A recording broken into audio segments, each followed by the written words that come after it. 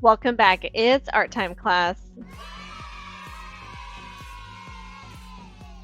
Today we're going to be making a boondoggle keychain. And today we're focusing on mastering the box knot. Let's get started. To begin, we have this to start with.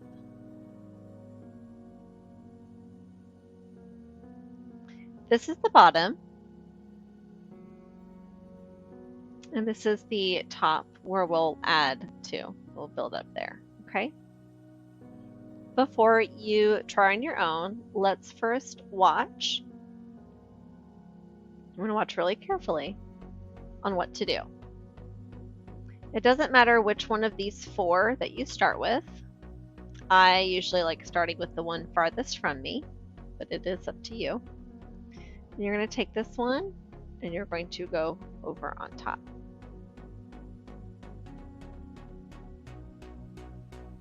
And then this one's right next to it, and see how they're touching? I'm going to take this one, I'm going to go over.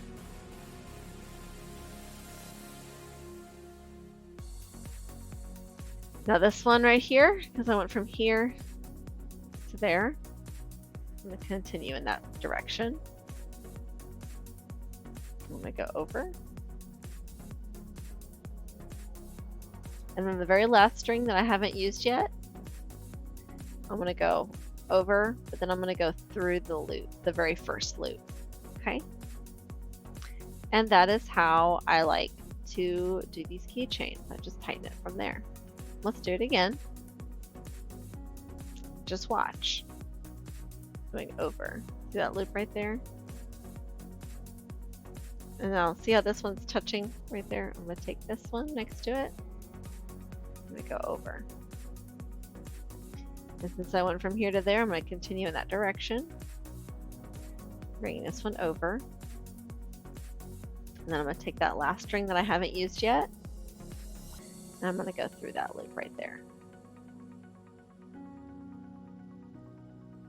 This is hard to get at first.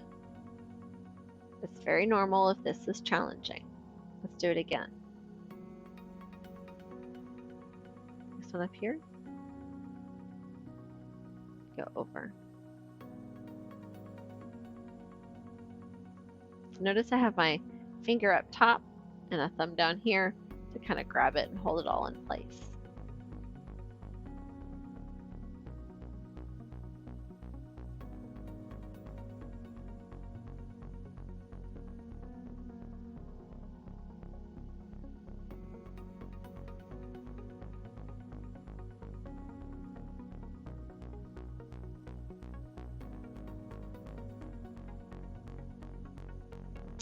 If you have longer nails, this might be a little more challenging for you, especially when you're trying to tighten right there.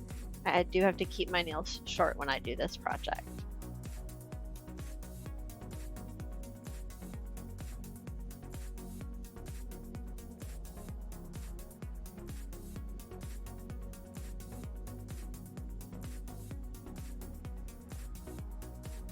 I've definitely done it with long nails before, but I just think it's easier with short nails.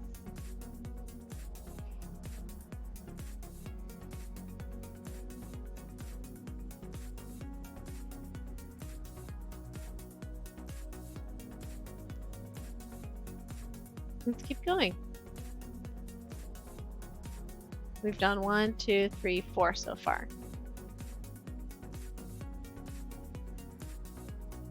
And it's getting a little easier. Now that I have something to kind of grab onto, it will get a little easier.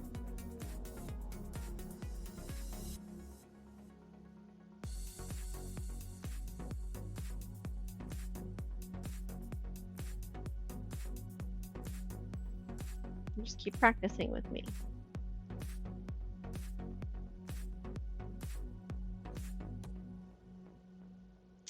Let's see, a couple common mistakes that I'll see is instead of it going through right here, I'll see one where, let me show you. So they'll do this, we'll come through, and instead of having it go straight across right here, they'll bring it down like that. That's something I see often, and that's like, oh, you're so close.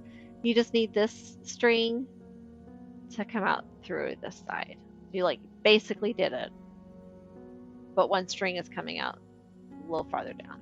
Just bring that up. So that's a pretty simple fix. Another common mistake, it's not really a mistake, it's more of an artist's choice, and that's when they have a twist. So right here, can y'all see how that string is twisted? See that twist? And again, it's usually not done on purpose. And like you look, it looks like, you know, it did a layer, but there's a twist right there. And that's fairly simple to just loosen and then kind of untwist and then retighten it. And that way it's laying flat.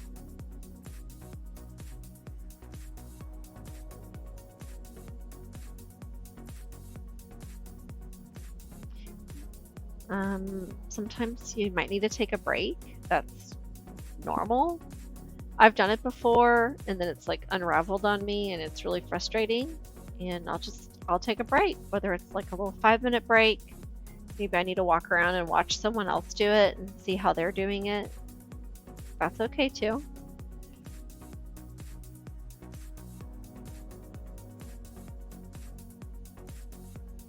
Let me try to do one really slow. If you're trying to follow along, let me do a really slow one, okay?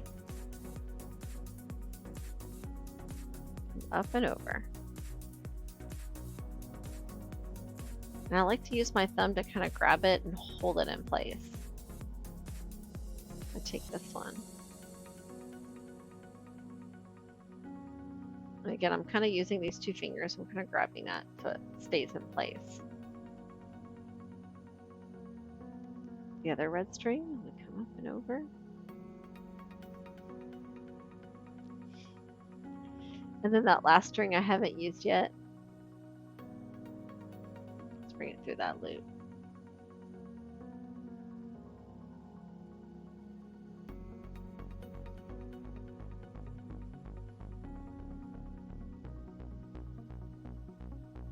So see how fast I can do this?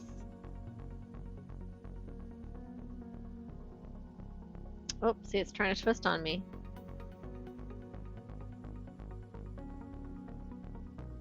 I bet I can do it faster.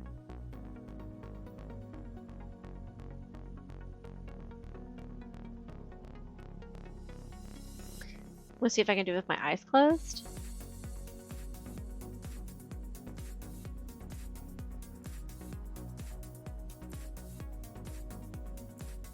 Okay. Let's do another layer with my eyes closed. See if I can do 2 layers with my eyes closed.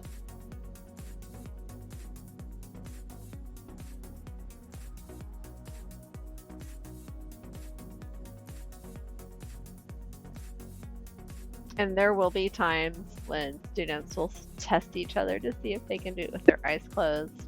If you are that confident, you're probably ready for the next level. If you can try to do it with your eyes closed, you're probably ready for the next level. There we go. I think that was 3 layers. My eyes closed. Let's check it. No twists. Looks a little loose right there. It's all good though. Okay. So at this point, if this is pretty easy for you, you might want to try doing the twist, which is this same amount of string, but you see how down here at the bottom, yours is twisting a little bit? That's the twist I'm talking about. So the twist is when you come to the side instead of coming straight across. Let me do it with the red. So instead of coming straight down, I go kind of diagonally. And then this one, instead of going straight across, it goes diagonally. And that goes diagonally. And this one goes through the loop. So a lot of it's the same. But instead of going straight across, it's just diagonal, diagonal, diagonal, which creates that twist, that turn. A little bit of a rotation happening. So let's do a few of those.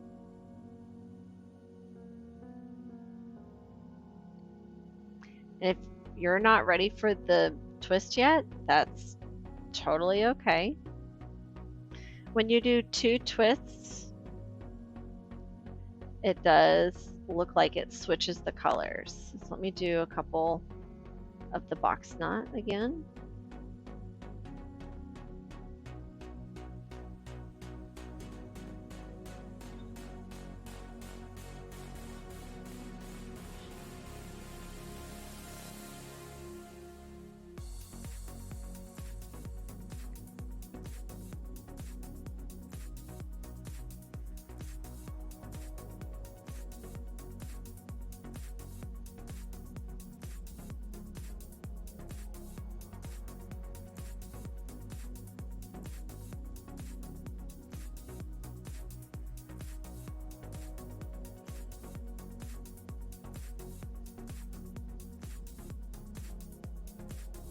I think y'all see that where it was white, it's now becoming red.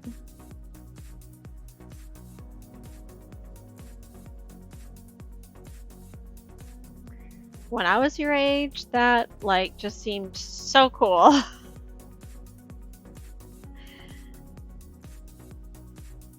See, I learned this at summer camp, and I don't know, I think maybe the 3rd year I went to that summer camp, I actually got good at it and made like, I don't know, 10 of these little keychains in a week, which is just a little over more than one a day. And the next year I just like made more. And then I finally talked my mom into getting me some of the string. And all summer long, I made a bunch. So it wasn't my first year that I was really good at this. It took a little while. And now I've been making these for over 20 years, and they're just a lot of fun for me. If you want to see my collection of these, there's a whole video of the different ones that I've made and haven't been able to give away, because I used to just give these out as gifts left and right.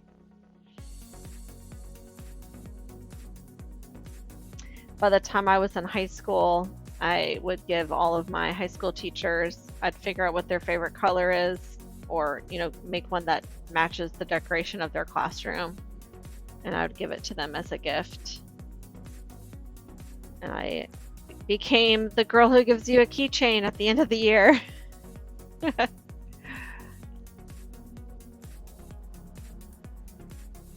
See, it changed color. Changed. I really just twisted it a little. I did 2 twists, and then it looks like it's changed.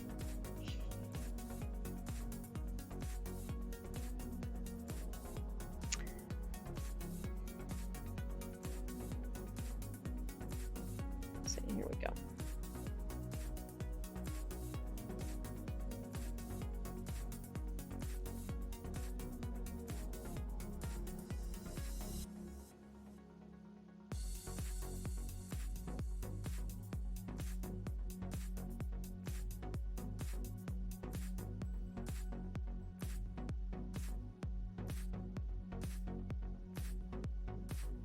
So at a certain point, the string is going to get around the length of your finger, and that's usually a good place to start thinking about the end of your keychain. Once it gets like half the length of your finger, it gets a lot harder to end the keychain. When you are ready to end the keychain, you're going to feed the string back through their loops. So without creating a new layer, I'm just going back and re-feeding it through the previous layer.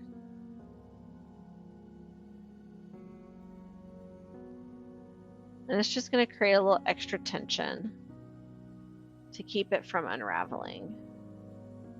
And then it takes a little finesse, a little back and forth tugging. I don't just want to pull really tight at once. I want to go slowly back and forth, getting tighter and tighter.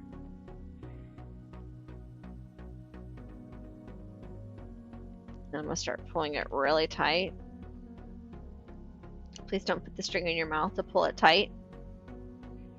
Just do the best you can. And that's why I said like about a finger's width, or I'm sorry, a finger's length, because you're gonna like really try to pull on it, and you need that piece there to pull on it. And then before you cut it, I do like to let it rest for a little bit, because the string is like pulled tight, and it's like pulled, and then it will like might loosen back up a little bit. So I'll just leave it there for probably an hour or two. Maybe when I take it home, I'll cut the ends. I don't want to cut it right away. I'm gonna wait for a little bit, and then I'll trim off the end piece. Okay. And I want to cut.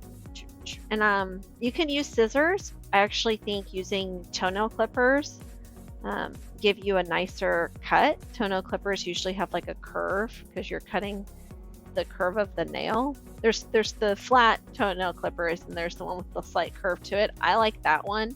That way it leaves not just like a super straight line, but I can curve it a little bit.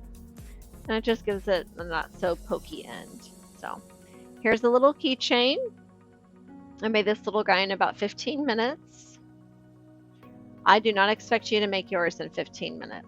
I expect some of you to take 2 or 3 days to make this. I expect a few of you to be able to make this in 30 minutes. And those of you who do make it within 30 minutes probably have practiced or done this before somehow. Again, you can get this type of string at our local Walmart.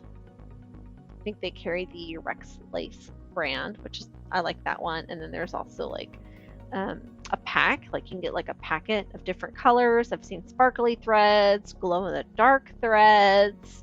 I know one of our paraprofessionals is trying to make one right now. So maybe you'll see that. Maybe some of you will be able to get your own string. I know some of you get those little rubber bands for bracelets and stuff. Maybe some of you will get this and bring it for recess. Please be safe with this and not try to hit each other with this, because then I will get in trouble since I showed this to you. So don't get me in trouble, okay, guys? I can't wait to see what you create in the art room. Till next time, keep being creative.